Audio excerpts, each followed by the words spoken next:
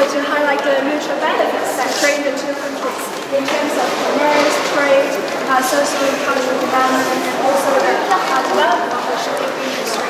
And from which some interesting stories of American traders and Chinese traders that the interesting stories bring them over the told. Exhibition, we have 5 sessions, and we have 230 exhibits. Besides our own collections, we also borrow exhibits from a number of U.S. museums, such as the Metropolitan Museum of Art, the Winterthur Museum, the Philadelphia Museum of Art, the Calton Foundation, the Baker Library, the Harvard Business School. And for the local institutes, we borrow exhibits from the HSBC archives, the Swire archives, and also a number of local and US-based collectors and private landlords. So we're now here in the first section of the exhibition, Dreaming of the East, America's Early Adventures in China. So the stories begin with the first American trading ships, the Empress of China, sailing to Canton in 1784. So that's the reason why the title of our exhibition begins with 1784. So here you can see 2 paintings exactly depicting the ship, the Empress of China, the first American trading ship, entering the Wangpo River in Canton. And the ship was financed by Robert Morris, a very rich Philadelphia merchant, and with John Green as the captain. So here, in front of us, is a wooden sea chest. Belongs to John Green to carry his personal belongings during his voyage. And also, you can see a sea letter here. This sea letter is issued by the Confederation of the United States because it's the first time for the American trading ships sailing to Canton. So actually they're quite worried about, they don't know what happened. So the Confederation of the United States draft the sea letter to John Green to make sure he can enter the Wangpo River and to trade successfully in Canton. And we add some poetic elements in the exhibition. So here you can see it's a poet written by American revolutionary poet. And it records the event of the Empress of China sailing to Canton. So we can understand that it is very historical and very important event for the American merchants at that time. In this showcase, we have some exhibits related to Samuel Shaw. Samuel Shaw, he participated in the Revolutionary War, and then after the war, he served as the supercargo of the Empress of China. So we have a journal written by Samuel Shaw to record his several voyages to Canton. And also, we can have a closer look at this set of porcelains. We can see there is a coat of arms in an eagle pattern. And this pattern is actually related to the Society of Cincinnati. And this society was formed by a group of revolutionary soldiers.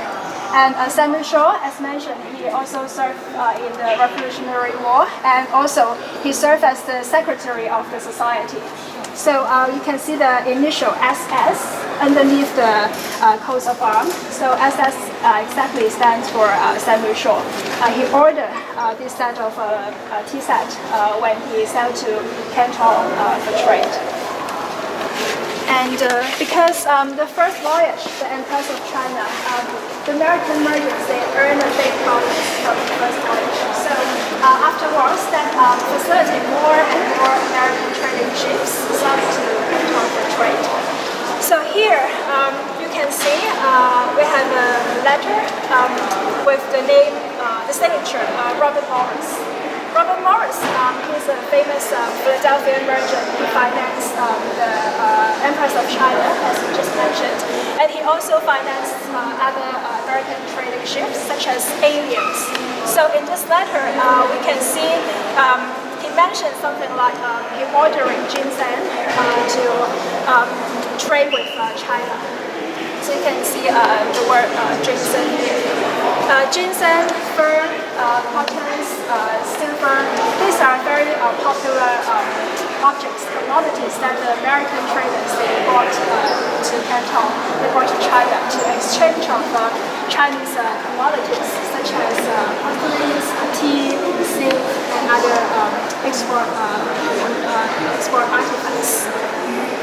And in the middle, we have another a pair of glass painting, which is about the Columbia, another American trading ships taking part in the early China trade. And it depicts the Columbia from different perspectives and flying with the American flags.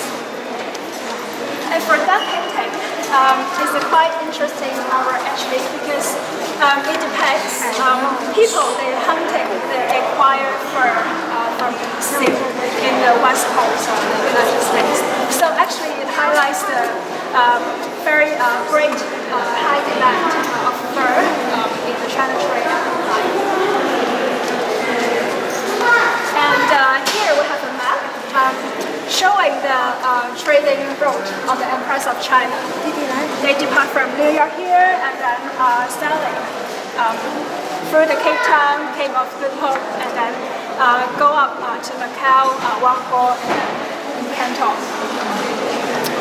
And for this wall, we have a series of export painting with different port cities. And as we know that port cities are one of the very common subject matter of export paintings because these port cities are very familiar with, they are the cities that the captains or the seamen are very familiar with. And also the port cities like Guangzhou and Canton are the first place that they step foot, they enter. So it becomes a very popular subject matter of export paintings. And especially I would like to draw your attention to this painting. You know where it depicts? Yes, Macau, exactly. And the perspective of this painting is very, very special because it's from an iBird's view. You can see the whole area of Macau, and also the painting is surrounding by the landscape, but also they have different perspectives to depict the landscape surrounding. So it probably suggests that the painting, the viewer, they can look at the painting from different perspectives. And when you take a closer look at the work, there are some Chinese texts to highlight different architecture, different buildings like Daishanbala, the Temple, and also the Ama Temple here. And here, flying with the American flags suggests that it's an area for the American people, the consulate or the trading area for them. So this is a very special painting combining both the traditional Chinese landscape style and also the traditional map characteristic inside this work. Okay. So here are other export paintings with depictions of the Guangzhou River, and as you can see, there are a lot of foreign trading ships flying with different countries' flag, like the America, the UK. That actually suggests a very flourishing development of the maritime trade between China and also the West.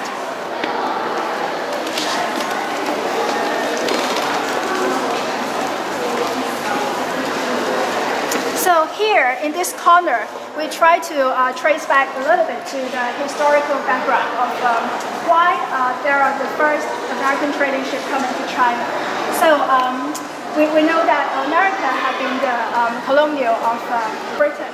So and after the war, the Revolutionary War lasting for about 8 years, America they finally won the war and become independent countries politically and also financially. And they have the right, they have freedom to trade with different countries. So, but after the war, in order to revitalize their country's economy, they have a strong desire to come to China to trade with the Chinese people in order to revitalize their finance. So here in this showcase, we have some exhibits related to for example, this corner we have a set of porcelain decorated with the Declaration of Independence. Yes, and this pattern is quite common to see in export porcelain to commemorate this very important historical event. And also, the porcelains are decorated with different coats of arms. They actually belong to the family, the Americans. They have been participating in the Revolutionary War. So, and also the junk, you can see decorated with the portrait of the George Washington. And it's very close with the portrait of George Washington here. And it's a very typical facial experience, and he's depicted in a stately manner and then dressed up in a black formal dress. It is very typical appearance of George Washington that we can see in export paintings. And here we have the exhibits related to other U.S. presidents. For example, this one is Thomas Jefferson, the third U.S. president at that time. And it is a pair of painting actually. This one we don't know who is depicted in this painting, but it is believed that he admires Jefferson very much, or he's American traders coming to China for trade. So he ordered this set of paintings and brought it back to America at that time. And in this showcase, on the right corner here, actually in this showcase we have other exhibits related to other U.S. presidents, like this set of porcelain belongs to George Washington. You can see the coats of arms. You may recall, you can see the eagle pattern, and you may recall the tea set we just mentioned over there belongs to Sandy Shaw. And it is also the coat of arms of the Society of the Cincinnati at that time. And George Washington, he served as the first president of the Society of Cincinnati. So he ordered quite a lot numbers of porcelain with this coat of arms at that time. And also this tea set in front of us, it is ordered by another U.S. President, Ulysses Grant. When he come to Hong Kong and he stayed in Hong Kong, he ordered this set of tea set for his use. So in the middle of the plate, you can see the initial USG. So it exactly stands for his name, Ulysses Grant. And it's a very decorative porcelain set. You can see with a lot of flower and birds pattern, and ladies, and the traditional Chinese architecture elements that you can see in these porcelains. So we can see the U.S. presidents, they show a lot of support in the export of Chinese porcelains. So as you can see, the color of the wall changed. That means we're now entering another section of the exhibition. So in this section, we focus on the treaty parts, Sino-American trade and treaties. We know that Guangzhou, Canton was the first treaty port opening for trade with the foreigners. So it begins with Canton, and we have the exhibits related to the 13 Home. For example, this silver tray we borrow from the Metropolitan Museum of Art. So on top of the tray, you can see the patterns of 13 Home is carved in the tray. And in the middle, the American flag is flying. So it suggests that is an area for the American traders. And this one is quite special because it isn't like other paintings depicting the 13th home, because it's just like the viewers, they are just like looking at the American garden from a balcony. So it offers another perspectives for the viewers to appreciate, to have a look at the 13th home, the American gardens at that time. And we know that Chinese merchants, they play an important role in the Sino-American trade, and especially Haokua. So here we form a corner related to Haokua, a very famous and influential and wealthiest Chinese merchants at that time.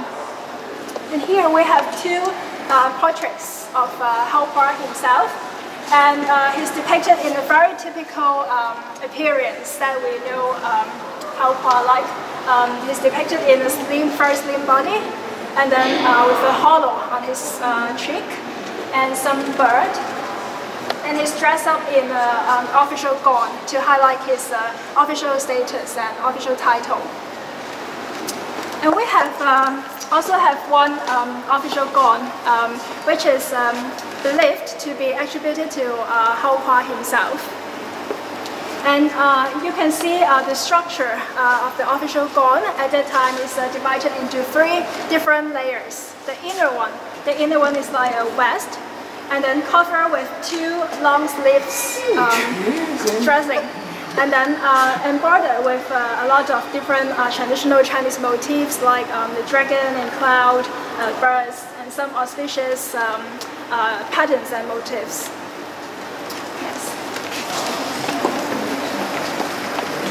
Besides Haokua, we also have other portraits of other wealthiest Chinese merchants at that time, including Mao Kua. These two paintings depict the same people, Mao Kua, and also Pun Ki Kua. And they all dressed up in official gown at that time. And especially this one is quite special because it not only depicts the present itself, but also it depicts the inner setting of his house, and even the golden fish and some architectural inner setting is depicted in the painting. So this one is quite special, and also the figure is sitting, his gesture, his style, looking at the audience. It just seems like he's very proud of himself. He's proud of his status, his wealthiest status. Okay. And also in this showcase, we have some archival materials related to Haokua. You can see the signature Haokua. But the interesting thing is that the signature and also the style of the text is different. So it may suggest that Haokua, he asked somebody to write a letter for him. And yes. So it serves as a very important evidence for the trading activities between Chinese merchants and American merchants at that time. Okay. So after talking about the Chinese merchants, this part we focus on the American traders. They coming from different port cities, including the Philadelphia, Boston, New York, Salem, and so on. These are the most popular port cities that the American traders they come from. So in front of us, in this case, we have some objects related to Philadelphia. These two portraits, the left-hand side is the William Reed, and the right-hand side is the Benjamin Chiu Wilco. They are also the Philadelphia merchants, and very firstly, they participate in the early China trade and taking part in the trading of the silk, tea, porcelain, opium, and so on.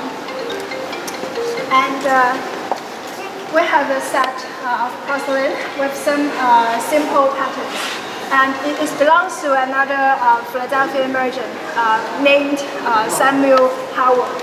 And it actually they serve as a ordering sample, showing to his client in Philadelphia what kind of patterns, what kind of motifs that they can order in Canton at that time.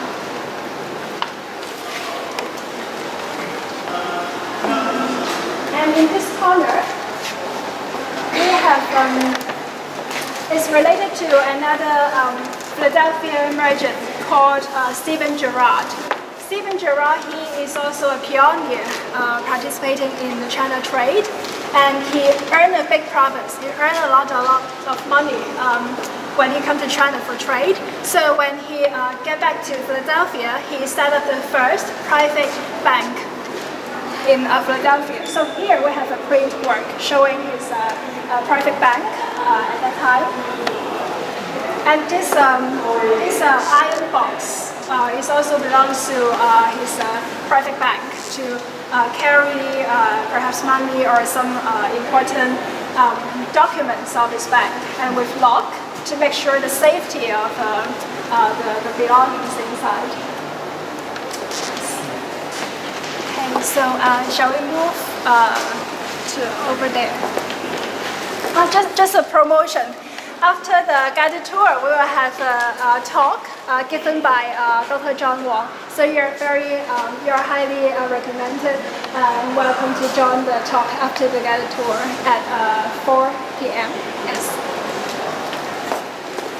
So here we know that in the 19th century, happened 2 times opium wars at that time due to the growing.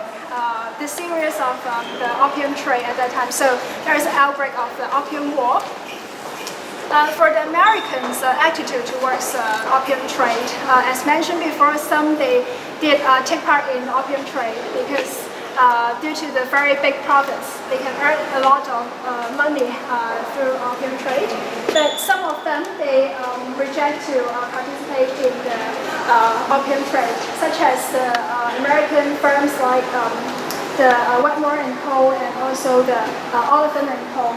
They reject to participate in the opium trade at that time.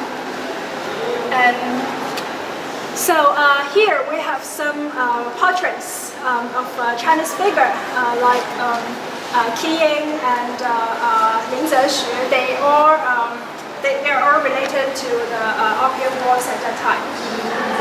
And also the showcase, we have some archival materials like the bill of lading and some receipts and letter talking about the opium trade, showing the evidence of the opium trade between the American traders and also the Chinese at that time. And after the signing of the treaties from the Opium War, more and more treaty ports opening for trade with the foreigners.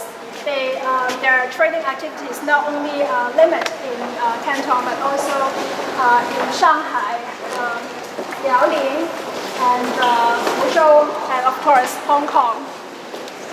So they can conduct business, different kind of business and trading in different treaty ports after the Opium War at that time. So in this showcase, you can see also a lot of very valuable materials related to American traders, trading activities, especially in Hong Kong. For example, you can see the invoice of silk and invoice of copper, and also invoice of wine, and also the development of the shipping company, the shipping industry, can see at that time.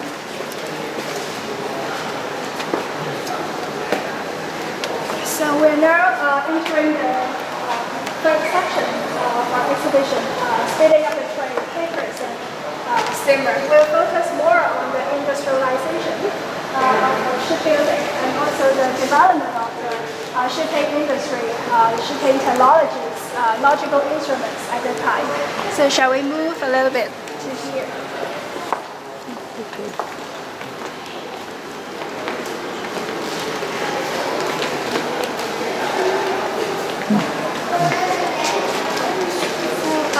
In the early days, because due to the the shortage because they, in the very early periods, they don't have enough equipment, knowledge, or technologies techniques on the shipping.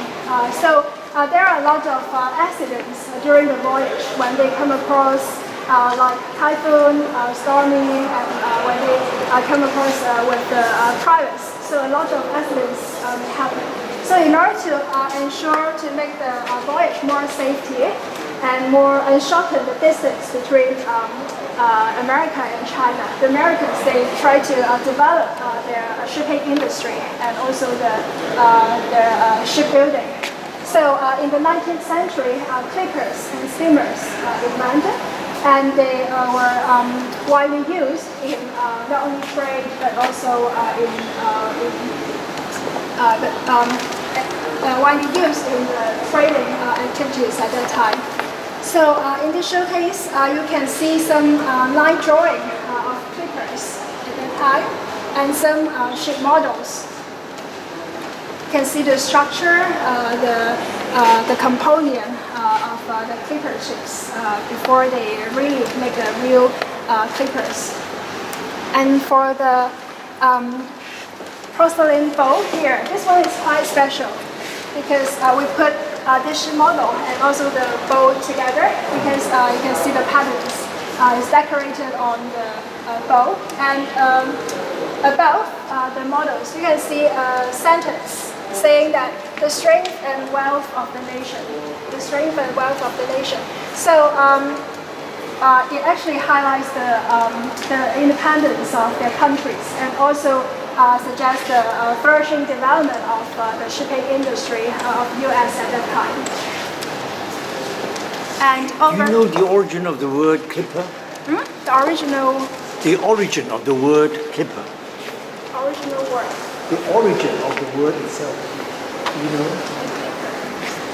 What is it called? You mean the English name? Yeah. The term. Yes, it deserves to. Yeah, I know it refers to these sailing boats. Yes. Yeah, it deserves to have a look at the origins. Because I think that the English do not call it clipper. They don't call these boats clipper. And is there any other name for this type? I suppose it's an American term. Since well, it's because of the ski, right? I have no idea. Why?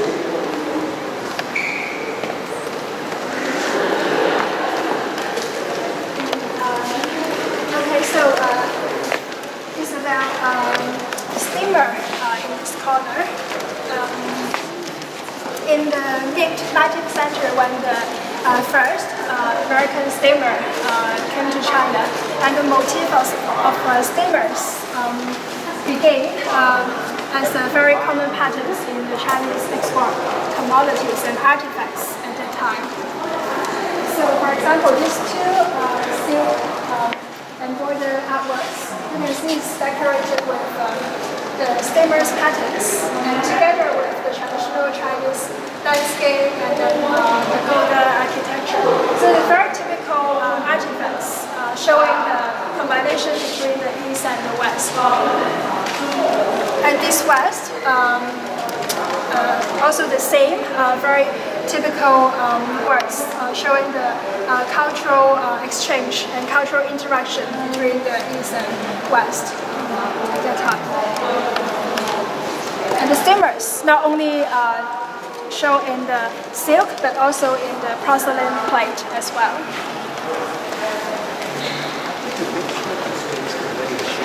Very fast. It's kind of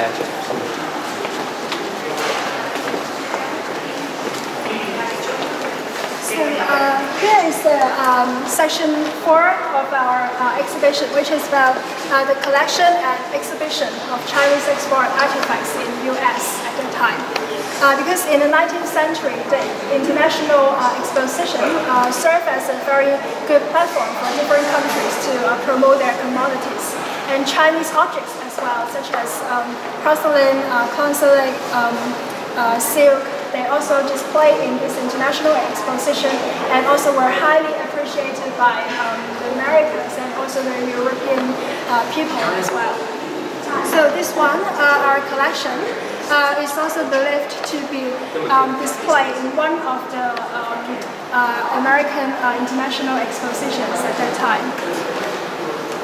You can see it's showing a very sophisticated and very high quality craftsmanship at that time. So over here,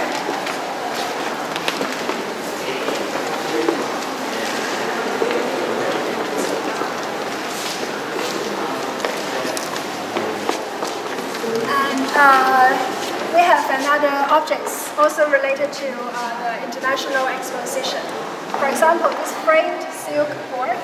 On the right-hand side, you can see it's made in Hangzhou, a particular name for the silk factories in Hangzhou.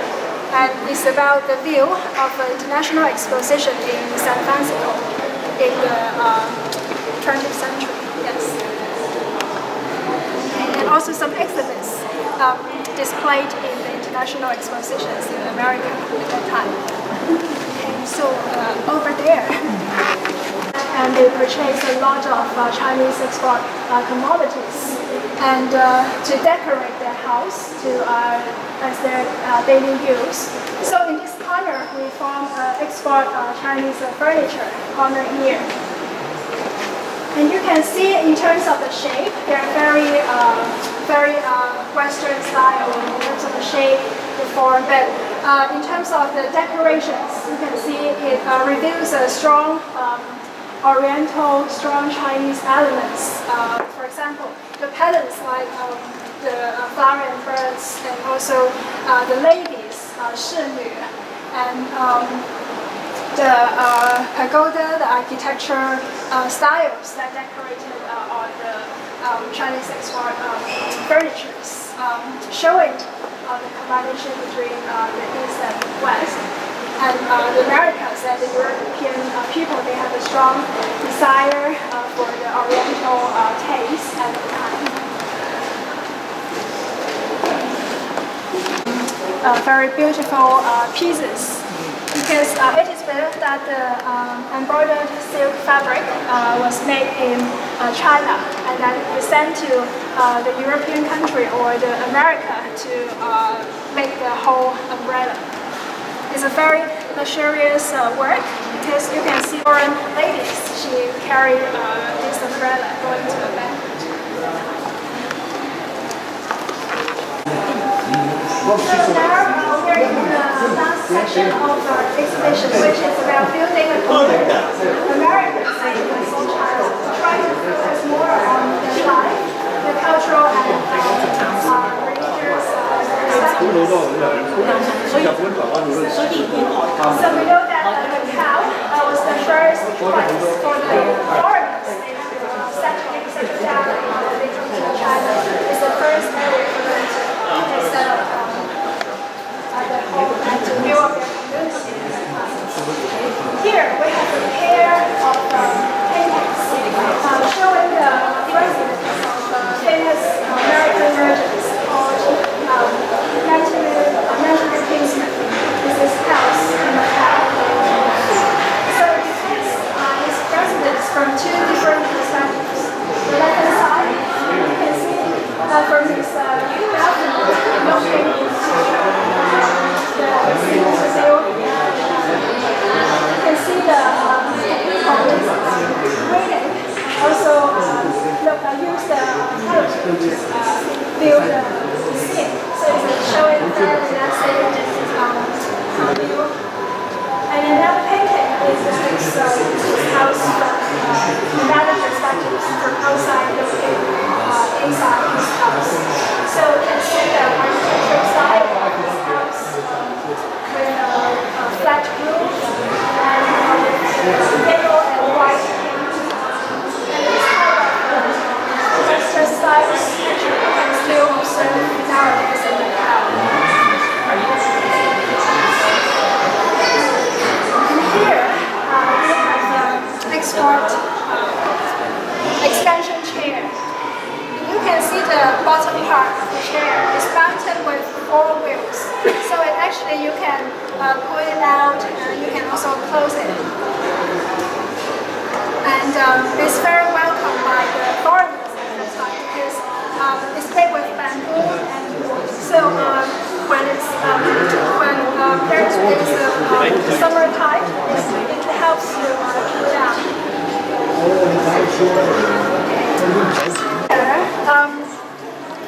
Because women, many people talk about the South American trader focus on traders, the male men, but actually women, they also play roles in the South American trade. So in this small talk, we try to unfold the hidden stories of American women and Chinese women at that time. We have portraits of American women, and also over here, especially this one,